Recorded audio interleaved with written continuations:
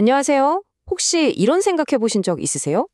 주일에 교회에서 드리는 예배랑 월요일 아침에 딱 눈 떴을 때 마주하는 그 현실이랑 이 둘 사이에 뭔가 준 어색한 거리감 같은 거요.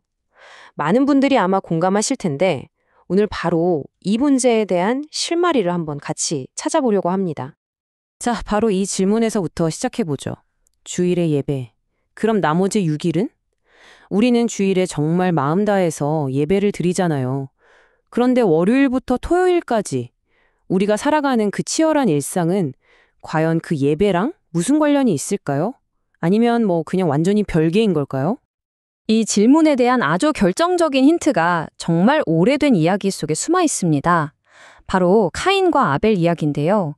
이게 그냥 옛날 이야기가 아니라 지금 우리의 삶을 아주 선명하게 비춰주는 거울이 될 수 있거든요. 자, 여기 진짜 중요한 단어 하나가 보입니다. 바로 과라는 이 작은 글자예요. 성경을 보면요. 하나님께서 그냥 아벨의 제물을 받으셨다 이렇게 말하지 않아요. 아벨과 그의 제물을 함께 받으셨다고 하죠. 반대로 가인과 그의 제물은 받지 않으셨고요. 이게 뭘 의미할까요? 그렇죠. 제물보다 사람이 먼저였다는 겁니다. 네, 바로 이겁니다. 핵심은 이거예요.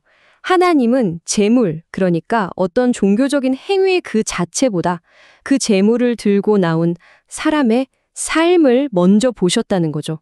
이건 정말 강력한 메시지입니다. 한마디로 예배의 성패는 예배자의 삶에 달려있다는 뜻이니까요. 그럼 도대체 가인의 삶에 무슨 문제가 있었던 걸까요? 한번 보세요. 그는 자기 예배가 거절당했을 때 내가 뭘 잘못했나 하고 돌아본 게 아니에요. 오히려 하나님한테 화를 냅니다. 분노를 터뜨려요. 그러고는 결국 어떻게 하죠? 동생을 계획적으로 살해하고 심지어 하나님 앞에서 뻔뻔하게 거짓말까지 합니다. 그의 예배와 그의 삶은 정말 완전히 다른 이야기였던 거죠. 자, 그렇다면 이 구약의 원리가 오늘 우리에게는 어떻게 적용될 수 있을까요? 신약 시대에 사는 우리에게 성경은 과연 무엇을 제물로 바치라고 말하고 있을까요? 사도 바울이 로마서에서 아주 명확하게 선언합니다. 우리의 몸을, 그러니까 우리의 삶 전체를 살아있는 제물로 드리라고요. 그리고 바로 이것이 우리가 드릴 진짜 영적 예배라고 말이죠. 여기서 우리가 보통 권한다 정도로 부드럽게 읽고 넘어가는 단어가 있어요. 헬라어로 파라칼레오인데 이게 사실 그냥 이렇게 하면 어때요 하는 제안이 전혀 아닙니다. 훨씬 더 강해요. 제발 이렇게 해주십시오 라는 간절한 호소이면서 동시에 이건 반드시 이렇게 해야만 합니다 라는 강력한 명령에 가깝습니다. 한마디로 선택사항이 아니라는 거죠. 그럼 산제물은 뭘까요? 말 그대로 살아있는 우리 자신입니다. 주일에 교회에서 보내는 그 1시간이 아니라요.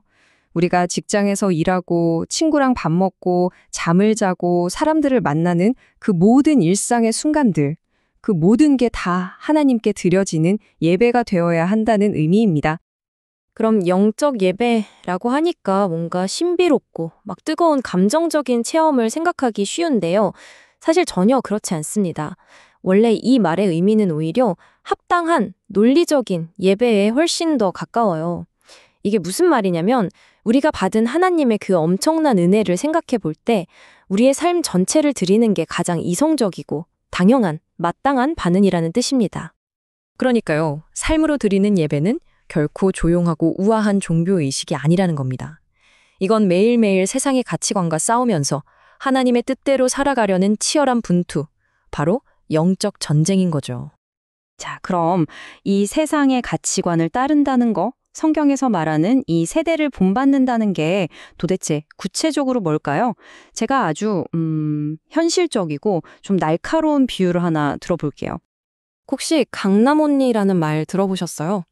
성형수술을 통해서 다들 비슷비슷한 얼굴이 되어가는 현상을 꼬집는 말이잖아요. 이게 바로 세상이 정해놓은 어떤 성공이나 아름다움의 기준에 자기 자신을 똑같이 복제해서 맞추려는 우리 시대의 욕망을 아주 잘 보여주는 단면입니다. 근데 이런 복제, 이런 클로닝이 어디 외모뿐이겠어요? 똑같은 눈, 코, 톡선, 이걸 넘어서서 똑같은 차, 똑같은 집, 똑같은 옷을 추구하게 되죠. 어느 순간부터 좋다는 기준이 내 안에서 나오는 게 아니라 다른 사람들의 욕망이 기준이 돼버리는 거예요. 남들이 좋다고 하니까 나도 그걸 가져야만 할 것 같은 거죠.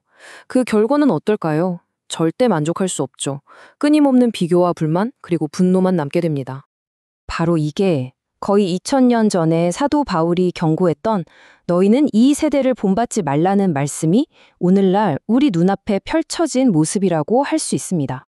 여기에서 본받다라고 번역된 헬라어 단어가 정말 재밌는데요. 이걸 요즘 말로 가장 비슷하게 바꾸면 복제되다, 클로닝되다 라는 뜻에 가까워요. 세상이라는 거푸집에 찍혀서 나오는 그런 복제된 인생, 그런 클론 인생을 살지 말라는 아주 강력한 경고인 거죠. 그럼 대안은 뭘까요? 명확합니다. 세상의 패턴, 다른 사람의 욕망을 복제하는 인생을 멈추고 대신에 예수님의 삶과 그분의 성품을 우리 삶에 복제하기 위해 애쓰는 것. 우리의 삶의 방향을 완전히 바꾸는 거죠. 자, 이제 지금까지 이야기한 모든 것들을 하나의 그림으로 한번 정리해 보겠습니다. 바로 다리라는 이미지로요. 한번 상상해 보세요. 다리의 이쪽 편에는 월요일부터 토요일까지 우리가 정말 치열하게 살아내는 평일의 삶이 있습니다. 그리고 저쪽 편, 다리의 다른 쪽 끝에는 우리가 함께 모여서 드리는 거룩한 주일의 예배가 있습니다. 자, 그럼 이 둘을 잇는 다리는 뭘까요? 그 다리의 이름이 바로 우리가 카인과 아벨 이야기에서 발견했던 그 결정적인 한 글자, 과입니다. 우리의 평일의 삶과 주일의 예배, 이 둘은 반드시 이 과라는 튼튼한 다리로 연결되어야만 하는 거죠. 이 그림이 모든 걸 보여줍니다. 보세요.